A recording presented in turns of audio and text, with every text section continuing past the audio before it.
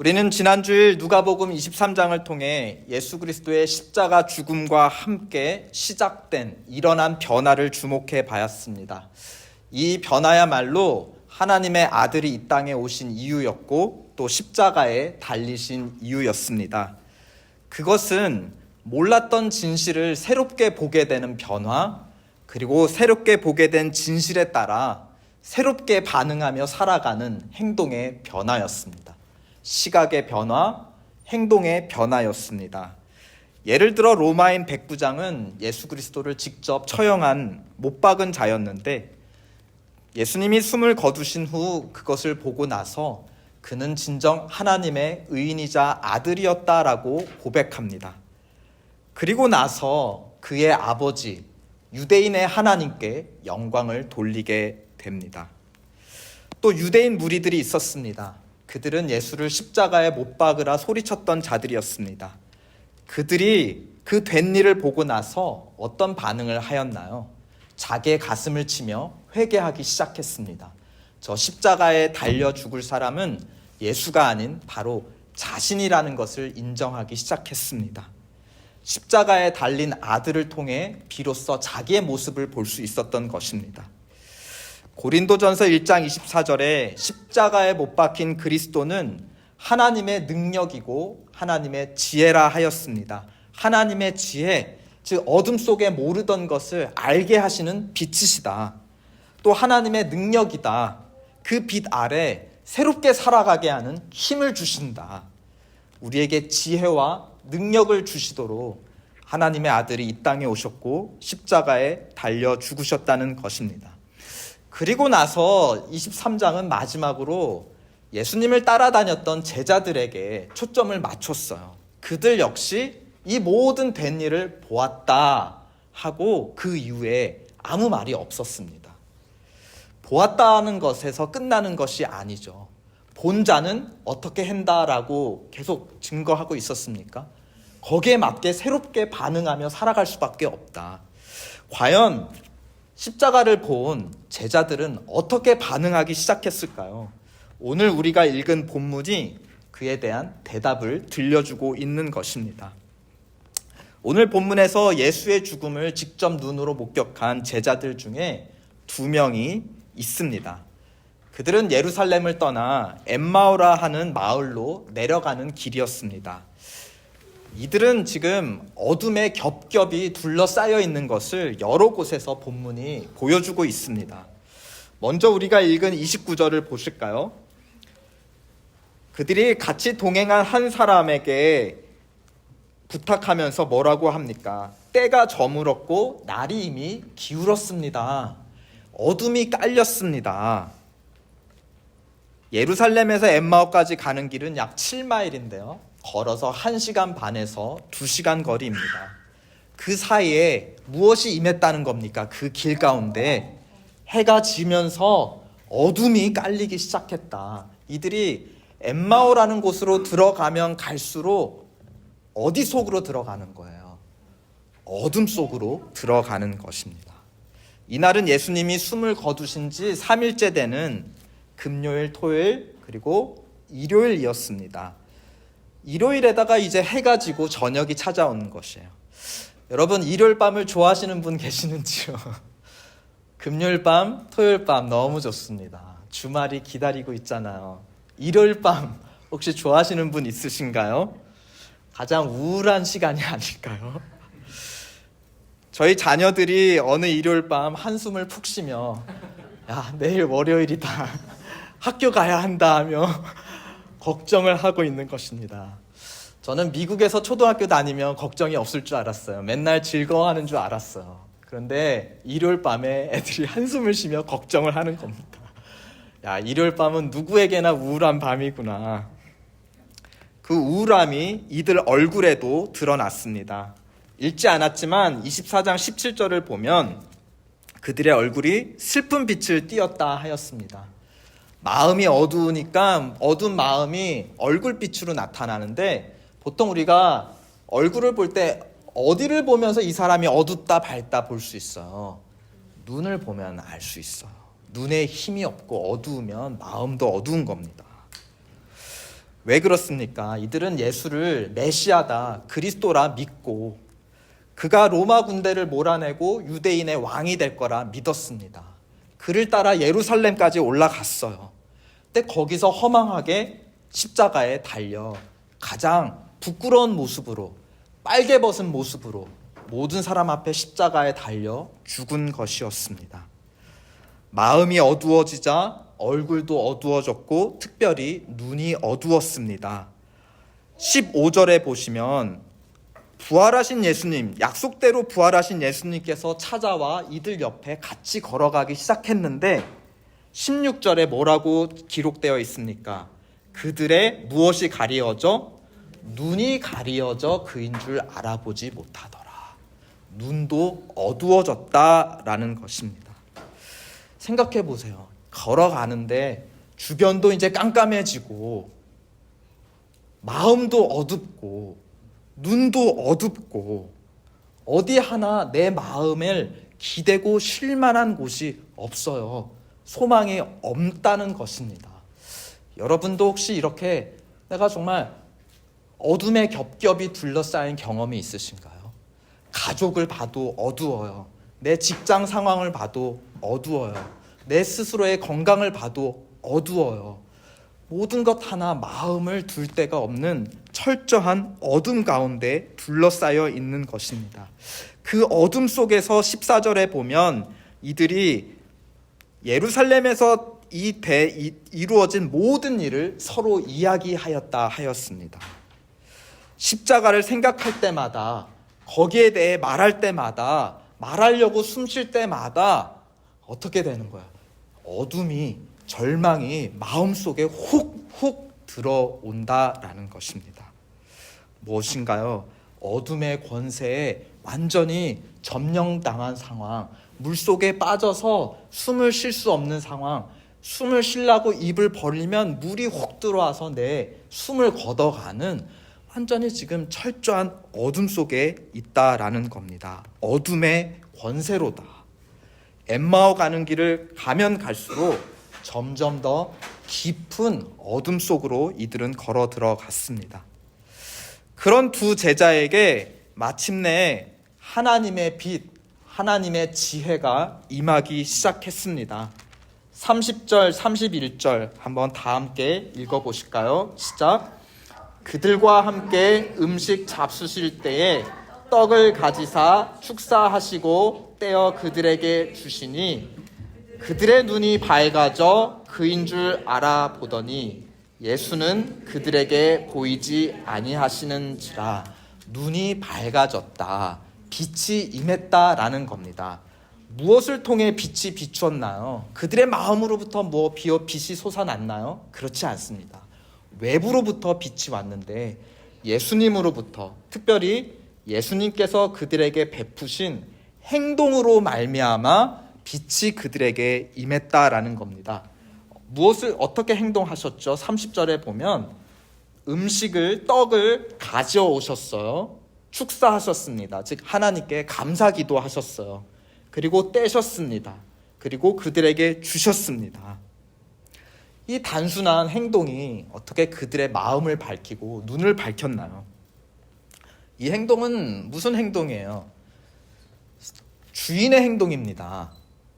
게스트를 집에 초대하고 게스트에게 음식을 베풀어주는 호스트 역할을 하고 계신다는 겁니다. 근데 그 앞절에 29절을 보세요. 지금 우리와 함께 여기 들어가서 하룻밤 머물면서 같이 식사합시다라고 누가 초대를 먼저 했나요? 두 제자가 먼저 했습니다. 예수님인 줄 알지 못하고 같이 그냥 오늘 하룻밤 더 있읍시다 하고 초대를 했습니다. 호스트가 두 제자였고 예수님은 게스트였어요. 그런데 30절에 누가 지금 호스트 역할을 하고 있는 겁니까? 주인 역할을 하고 있는 거예요. 예수님이 떡을 떼다가 감사기도 하시고 떼어 그들에게 주시며 오히려 호스트 역할을 하였습니다. 이렇게 주인과 객이 바뀌었을 때 내가 주인 노릇하는 거 아니라 예수님께서 주인 되어셔서 나에게 베푸실 때 그때 비로소 무엇이 임했다는 겁니까? 이들의 눈에 빛이 비춰졌다. 그리고 지금까지 동행해 왔던 그 낯선 사람이 죽음에서 부활하신 예수님인 것을 알아보았다. 여러분도 예수님을 주인으로 모시고 사십시오. 어둠 속에 빛이 비출 것을 축원드립니다. 그런데 이 빛은 먼저 눈을 밝히기 전에 마음을 밝히는 빛이었습니다. 32절 한번 다 함께 읽어보실까요? 시작. 그들이 서로 말하길 길에서 우리에게 말씀하시고 우리에게 성경을 풀어주실 때에 우리 속에서 마음이 뜨겁지 아니하더냐. 마음이 뜨겁지 아니하더냐. 우리의 마음에 불이 임하지 않았느냐. 하나님의 말씀을 들을 때에 불이 되어 차가웠던 우리의 마음이 뜨거워지지 아니하였냐.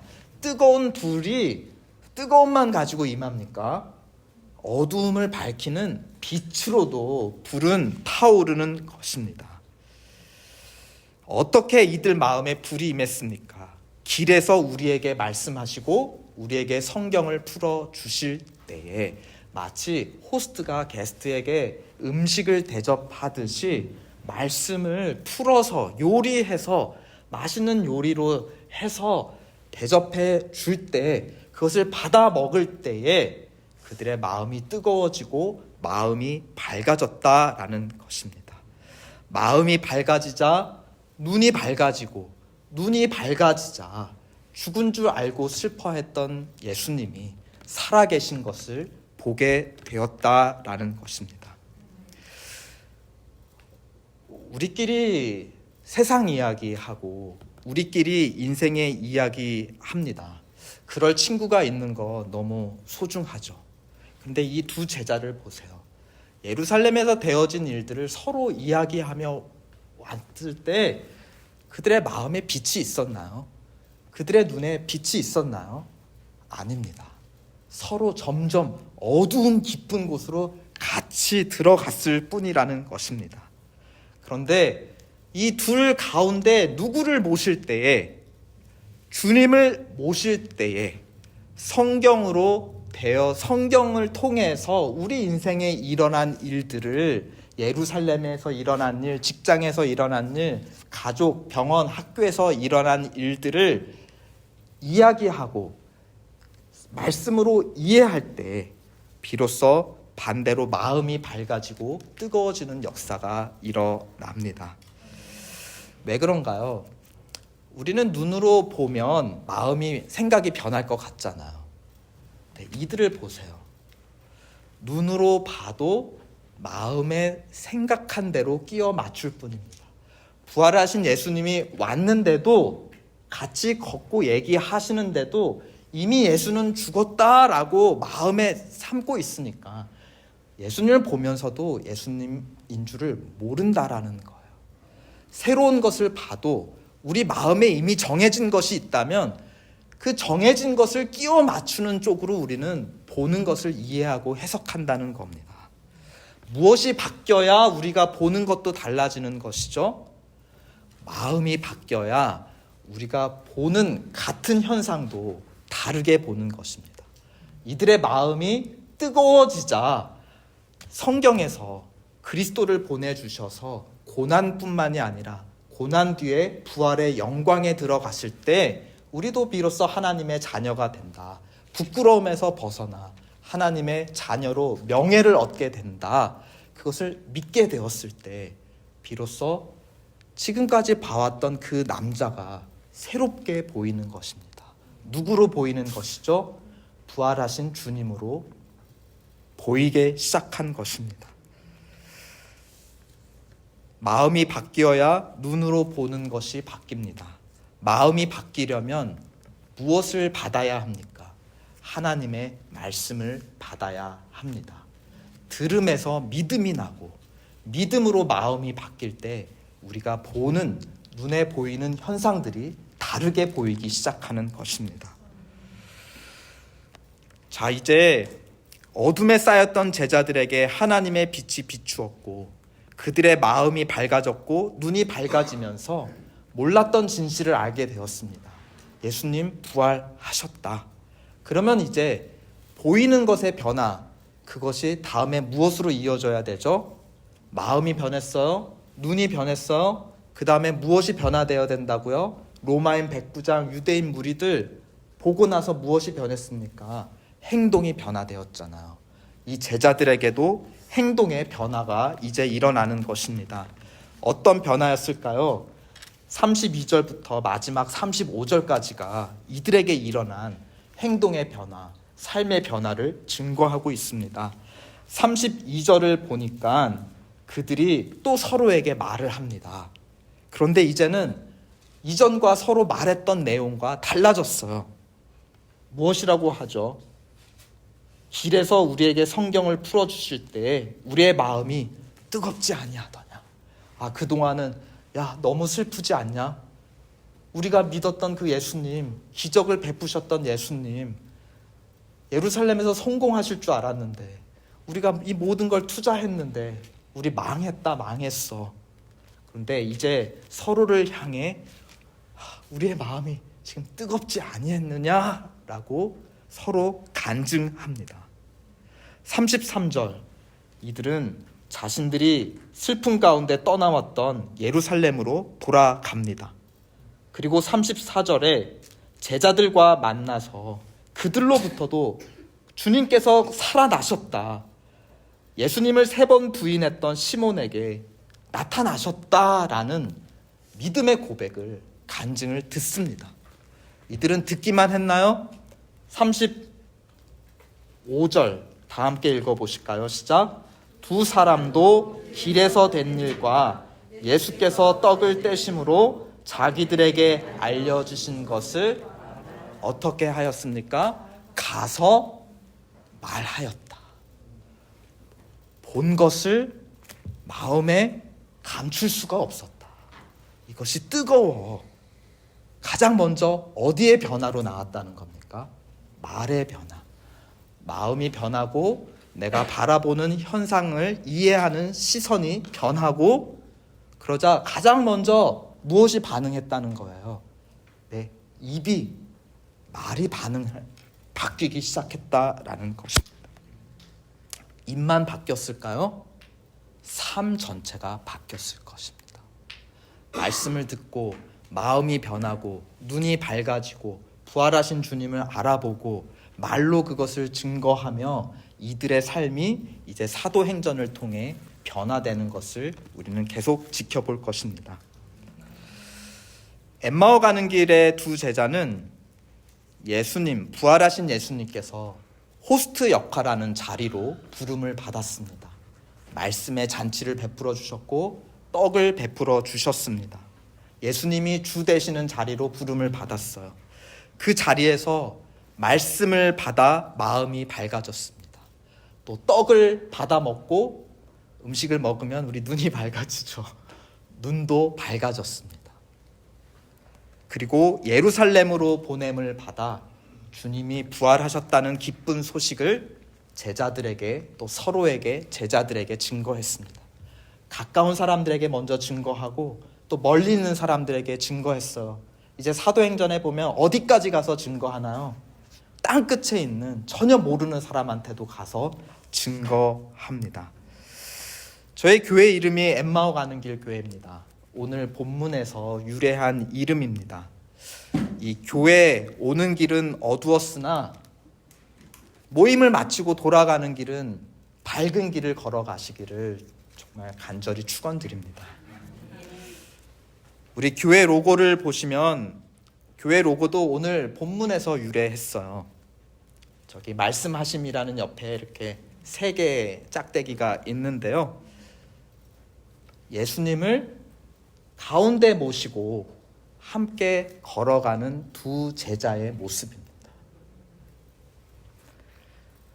우리 교회가, 또 오이코스 교회가 서로 어둠을 나누며 어둠 속으로 들어가는 교회가 아니라 중심에 예수님을 모시고 밝은 빛으로 걸어가는 제자들의 모임 되기를 축원드립니다. 그래서 우리 교회의 비전도 오늘 본문에서 유래했습니다. 우리의 비전, 부름받은 자들의 공동체, 말씀받은 자들의 공동체, 그 다음 보냄받은 자들의 공동체인 것입니다. 이 비전이 실현되는 첫 시작이 어딘 줄 아세요? 오늘 우리가 여기 모여있는 이 자리입니다. 일요일 주일 공예배 이 자리입니다. 우리가 예수의 주 되심을 인정하며 그 이름을 힘입어 하나님께 기도하고 찬양하며 감사하였습니다. 또 지금 예배 가운데 우리 하고 있는 거예요? 주님의 말씀을 부족한 저를 통해 또 다니엘 목사님을 통해 먹이고 베풀고 있는 것입니다. 떡을 가져다, 하나님의 말씀을 가져다 이렇게 떼어서 풀어서 드리고 있는 것입니다. 또 한 달에 한 번 우리는 또 성찬으로 떡을 직접 먹기도 합니다. 이 예배가 끝나고 우리는 친교합니다. 어떨 때는 남녀 소그룹으로 나누어서 그날 서로 받은 말씀을 어떻게 해요? 서로 나누고 증거해요. 가까운 사람에게부터 증거해요. 또 한 달에 한 번 지역 모임으로 나무 중그룹 모임으로 모여서 또 서로 나눕니다. 또 그 자리에 모르는 사람들을 또 초대하십시오. 그들에게 증거하십시오. 또 한 달에 몇 번씩 오늘 오후에는 대그룹으로 함께 모여 또 하나님의 말씀을 나눌 때에 우리의 마음이 뜨거워지고 눈이 밝아지기를 축원드립니다. 이 공예배는 시작일 뿐입니다. 우리가 두세 사람이 주의 이름으로 모이는 모임마다 주님의 식탁으로 부름받는 자리 되기를 축원드립니다. 말씀을 받는 자리 되기를 축원합니다. 보냄받아 가까운 사람에게부터 먼 사람에게로 증거하는 자리 되기를 축원드립니다. 오늘 혹시 오실 때 정말 어두운 마음을 가지고 오신 분이 있을지라도 예배 마치고 또 친교하고 서로 나누고 간증한 끝에 돌아가는 길은 밝게 변하시기를, 마음, 눈, 우리의 입이 변하시기를 주 예수 그리스도의 이름으로 축원드립니다. 아멘.